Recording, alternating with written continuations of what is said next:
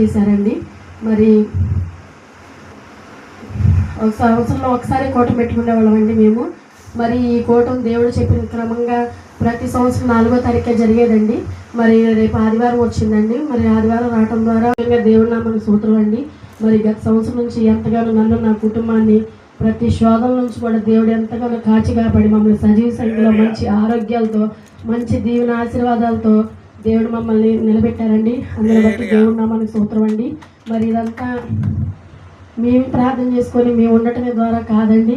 మరి వెనకాల నేనున్నానంటూ మరి అయ్యగారు, అమ్మగారు క్రీస్తైన సంవత్సరం షాలేం రాజు ప్రేరహాలు సంఘం ఉండటం ద్వారానే మేము ఇలా ఈ రీతిగా ఉన్నామండి. ఈరోజు మేము ఇలా ఉన్నామంటే పనులు చేసుకుంటే ఏం చేసుకుంటే మనం బాగుపడిపోతామని అనుకోవటం కాదండి. నిజంగా ఎన్ని చేసుకోవడానికి కూడా మేము క్షేమంగా ప్రాణాలతో ఉండాలంటే నిజంగా అయ్యగారు, అమ్మగారు ప్రార్థన ద్వారానేనండి.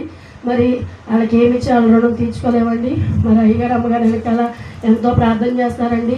ఏ సమస్య వచ్చినా ఎమ్మటే ప్రార్థన ఫోన్ చేయగానే ఫోన్లోనే ప్రార్థన చేస్తారు. మా గురించి వెనకాల నుండి ప్రార్థన చేస్తారు, ఉపాసాలు ఉంటారండి. మరి నిజంగా అయ్యగారికి చాలా చాలా థ్యాంక్స్ అండి. ఒక థ్యాంక్స్ చెప్పినా కూడా సరిపోదండి, చాలా కృతజ్ఞత కలిగి ఉండాలండి. మరి అయ్యగారు, అమ్మగారు చేసే ప్రార్థనలకి, వాళ్ళ ఉపాసాలకండి. మీ కోట పట్ల ఎన్నో ఆశ్చర్యకారాలు, అద్భుతకారాలు, గొప్ప కార్యాలు జరిగించారండి. మరి సంవత్సరంలో 4వ తారీఖు కోట పెట్టుకునేవాళ్ళం.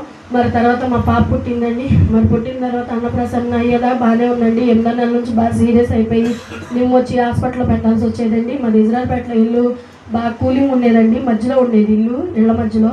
ఆ కూలింగ్ వల్ల పిల్లకి నిమ్మొచ్చేసి తేడా వచ్చేసిందండి. మరి చాలా బాగుండేది కూడా. మరి వారం అంతా నా భర్త గారు హాస్పిటల్కి వెళ్తే ఉద్యోగం చేస్తే వారానికి ఒకసారి పిల్లల్ని హాస్పిటల్కి తీసుకెళ్లాల్సి వచ్చేదండి. మరి వారం అంతా మందులు వేసేదాన్ని, శనివారం హాస్పిటల్కి తీసుకెళ్లేదాన్ని అండి. మరి అయ్యారు మరి బాగా ప్రార్థన చేసేవాళ్ళండి. ఏ చిన్నది వచ్చినా కూడా నజరీనా అసలు వాళ్ళు అలా ఉందంటే అదంతా అయ్యగారు, అమ్మగారు ప్రార్థనేనండి. వాళ్ళ వెనకాల ఉండి నిలబడటం వల్ల ఆ బిడ్డను దేవుడు ప్రాణాలతో మంచి ఆరోగ్యంతో నిలబెట్టారండి. దేవుడు నామని స్తోత్రం అండి. అయ్యగారికి, అమ్మగారికి కూడా థ్యాంక్స్ అండి. మరి అప్పుడు అయ్యగారు ప్రార్థన చేయమని చెప్పినప్పుడు నేను ప్రార్థన చేసినప్పుడు దేవుడు చెప్పాడండి, మరి హాస్పిటల్కి ఎందుకు పెడతావు ఆ డబ్బులు అని చెప్పి నాకు దర్శనం వచ్చిందండి.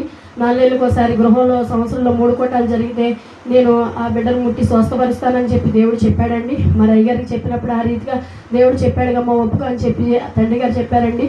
మరి అలాగే మేము ఒప్పుకోవడం ద్వారా అంతకుముందు ఆ పిల్ల ఏం తినాలన్నా తాగాలన్నా అసలు మీరు నమ్మరు కానీ అసలు ఏ ఫ్యాన్ కింద కూడా పడుకునేవాళ్ళం కాదండి. ఆమె వల్ల అసలు జిడ్లు గారుతా మొహాలతో అసలు నిద్ర పట్టేది కాదండి. మరి అంత భయంకరమైన పరిస్థితిలోంచి కూడా మరి దేవుడు చెప్పిన మాట విని అయ్యగారు వెనకాల నుండి ప్రార్థన చేసి నడిపించడం వల్ల మరి ఆ బిడ్డను ముట్టి స్వస్థ వచ్చి మంచి ఆరోగ్యాన్ని ఇచ్చి ఇప్పుడు అన్నీ తినేసిద్దండి. ఆ పిల్లకి ఏం పెట్టాలన్నా కూడా భయం అండి. మరి